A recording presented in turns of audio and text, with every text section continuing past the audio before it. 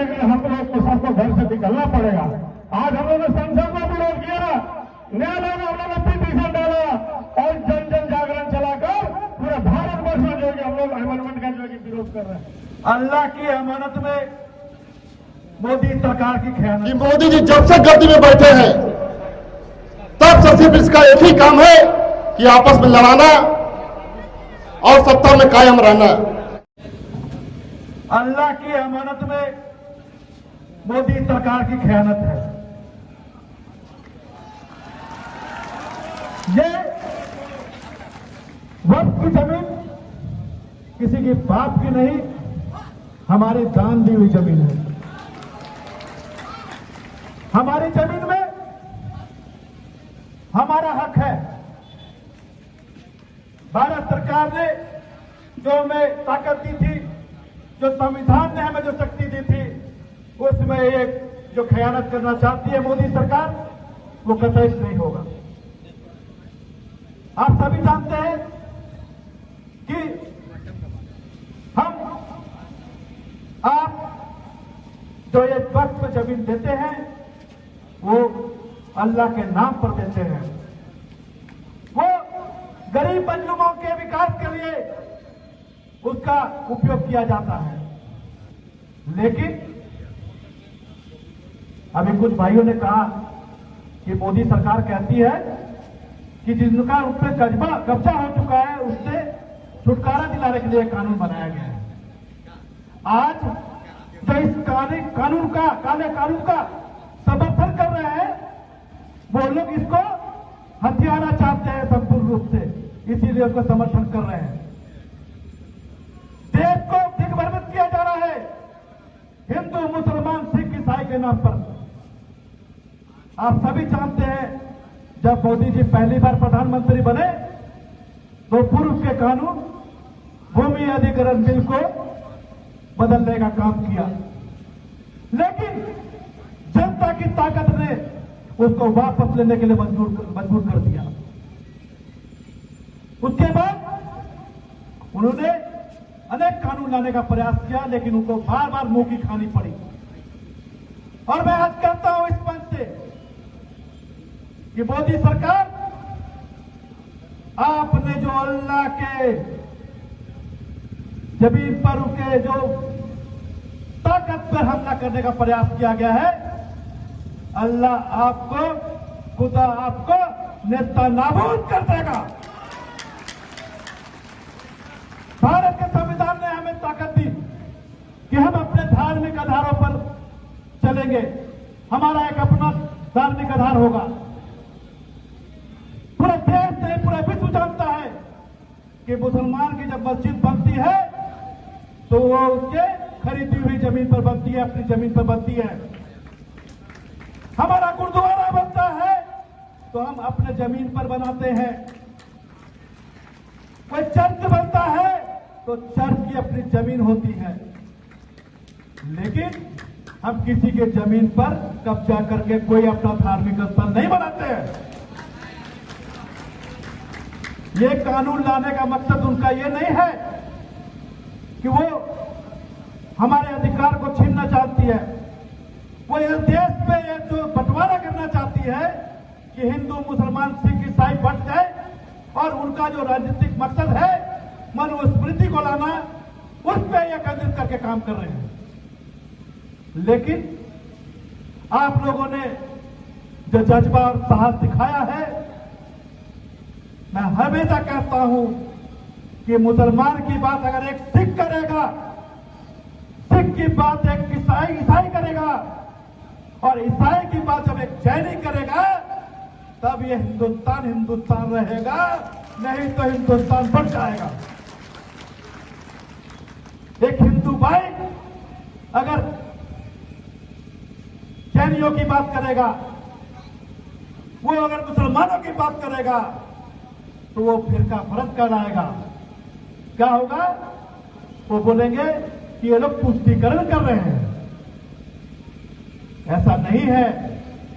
जो भगवान के बताए हुए रास्तों पर चलता है, जो अल्लाह के बताए हुए रास्ते पर चलता है, जो वाहिगुरु के रास्ते पे बताए हुए चलता है, वो कभी भी मानवता को नहीं भूलता, इंसानियत को नहीं भूलता।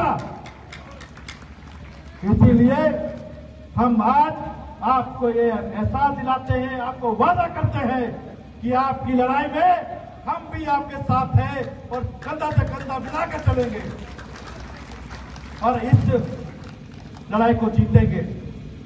क्योंकि हम जब एक बुद्धि होंगे तो हम हिंदुस्तान को जब आजाद करा सकते हैं अंग्रेजों से, तो इन हाफ पैंट वालों से भी आजादी दिला कर रहेंगे। ये जो बोल रहे हैं ना कि ये सरकार जो है अपने बल पर बनी है, तो आपको पता होगा कि जो 220 पे अटक गए थे और 220 पे कैसे अटके वो पूरा हिंदुस्तान जानता है। इसलिए वो कुछ फिरका पर ताकतों पर के बल पर इस सरकार पे बैठे हुए हैं। लेकिन मैं बता देता हूं कि आपकी आवाज, और जब भगवान की मार पड़ती है ना लाठी, तो अच्छा खत्म हो जाता है। कितना से बड़ा भी बजवा लो, आपने देखा होगा, चाहे आपके इतिहास बनता हो या हमारा इतिहास होता है। इसलिए मोदी जी, हमारा इतिहास ही कुर्बानियों से लिखा गया है। हमने माफी नहीं मांगी है, हमने तलवे नहीं चाहते हैं, हमने सामना किया है और हमने कुर्बानियां दी हैं और हमने फांसी पर चढ़ना कबूल किया है, लेकिन झुकना कबूल नहीं किया है। और इंशाअल्लाह हम ये जंग भी जीतेंगे और इस कानून को वापस लेना पड़ेगा। ये मैं आज यहां से ऐलान करके चाहता हूं, क्योंकि मुझे अपने खुदा पे विश्वास है, मुझे अल्लाह पे विश्वास है, मुझे अपने वाहिगुरु पे विश्वास है और मुझे भगवान पे विश्वास है कि हम ये जंग जीतेंगे और कल का जो फैसला आएगा इंशाअल्लाह हमारे पक्ष में आएगा। यही मैं कहना चाहता हूँ। इन्हीं बातों के साथ अपनी वाणी को विराम देता हूँ और एक नारा देता हूँ कि इनकलाब जिंदाबाद, इनकलाब जिंदाबाद, काला कानून वापस होगा, काला कानून वापस लेना होगा। धन्यवाद। हमारा नेता लालू प्रसाद यादव ने हमेशा सांप्रदायिकता के खिलाफ में, आरएसएस के खिलाफ में, कट्टरपंथियों के खिलाफ में मजबूती से लड़ा और कभी समझौता नहीं किया। साथियों, हम लोग उस विचारधारा के लोग हैं, हम लोग उस विचारधारा के मानने वाले लोग हैं। आज हमारे नेता लालू जी ने आह्वान किया, सेक्युलरिज्म पर खतरा है, धर्मनिरपेक्षता को तोड़ने के लिए फिर कट्टरपंथी जो है कि जागने की कोशिश कर रहे हैं, उसको चकनाचूर करने के लिए हम लोग को सबको घर से निकलना पड़ेगा। आज हम लोगों ने संसद में विरोध किया, न्यायालय में हम लोगों ने पिटीशन डाला और जन जन जागरण चलाकर पूरे भारतवर्ष में जो है हम लोग अमेंडमेंट का जो है विरोध कर रहे हैं। कई सामान्य साथी मंच पर आए, हम आज बधाई देते हैं और शुक्रिया अदा भी करते हैं हमारे मुस्लिम युवा मंच के साथियों को। हम तो रात में शाहिद जी ने फोन किया 11:30 बजे कि भैया आना है। हम बोला इस दिन का इंतजार कर रहे थे कि हम लोग इसको लेकर आगे बढ़े, क्योंकि ये केवल मुसलमानों का मामला नहीं है, ये हिंदू, मुस्लिम, सिख, ईसाई एकता और अखंडता की मामला है। साथियों, देश की एकता और अखंडता को तोड़ने के लिए जो सांप्रदायिक चालें चली जा रही है, उसको नेस्तनाबूद करना है। उसमें हम सबकी भूमिका की जरूरत है। गांव में, खलिहानों में, शहर में, गलियों में हमारे और आपके बीच में मतभेद पैदा करने की कोशिश की जा रही है। इसको बेनकाब करना है। साथियों, हमारी और आपकी एकता में कहीं कमी नहीं आनी चाहिए। हम आपके यहाँ सेवई खाने भी आएंगे, आपको हमारे घर में पुआ पूड़ी भी खाने आना हुआ। ये हमारा सौहार्द और वातावरण हमेशा बना रहना चाहिए। यही हमारी हिंदुस्तान की खूबसूरती है। और इसको जो लोग तोड़ने की कोशिश कर रहे हैं वो कभी कामयाब नहीं होंगे। इसलिए नहीं होंगे कि राष्ट्रीय जनता दल से पार्टी, वामपंथी पार्टी, हमारे कई सामाजिक संगठन, हमारे बीच में हमारे भाई अजय तिर्की भी बैठे हुए हैं, हमारे मित्र, हमारे गार्जियन, हमारे बड़े भाई बंधु तिर्की भी बैठे हुए हैं।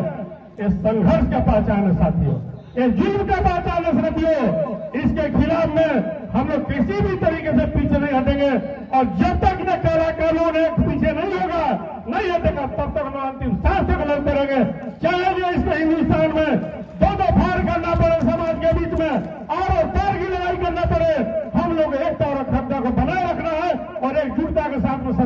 लड़ना है साथियों। इसलिए बहुत ज्यादा भाषण नहीं देते हुए हम इतना कहेंगे, ये बाबा साहब अम्बेडकर का विचारों का देश है, ये बापू के विचारों से संघर्षों का देश है। इसके ऊपर काला धब्बा लगने नहीं देना है, हिंदू मुस्लिम की एकता को बनाए रखना है। और ये आतंकी पार्टी है भारतीय जनता पार्टी, इसके नेता नरेंद्र मोदी और अमित शाह पूरे देश में दंगे कराना चाहते हैं और ये पूरा दोबारा उस क्रांति को लाना चाहते हैं जो कि हम लोग आज किसी सूरत पर जो कि इनको सफल होने नहीं लगे। इसलिए ये लड़ाई लंबी है और इस लड़ाई के पीछे अपने साथियों के साथ में कंधा से कंधा मिलाकर चल रहा है। और जहां हमारी और हमारे समाज की जरूरत पड़ेगी, हमारे विचारधारा की जरूरत पड़ेगी, हम हमेशा आप लोगों के साथ में हैं। यही हम कहने इस मंच पर आए हैं और मंचासी में सभी साथियों का आभार व्यक्त करते हैं। देश टूटने नहीं देना है और देश को तोड़ने वाले के खिलाफ में करारा जवाब देना है। जय हिंद, जय भारत, जय झारखंड।